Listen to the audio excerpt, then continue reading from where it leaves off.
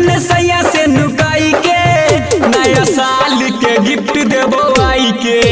नया साल के गिफ्ट देबो आई के नया साल के गिफ्ट देबो आई के मिस कॉल मार दी है सैया से चोराई के पता चली नहीं जाने तोरा साई के नया साल के गिफ्ट देबो आई के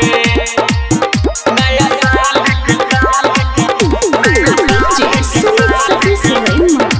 अभी आप सुन रहे हैं गन्नू रिकॉर्डर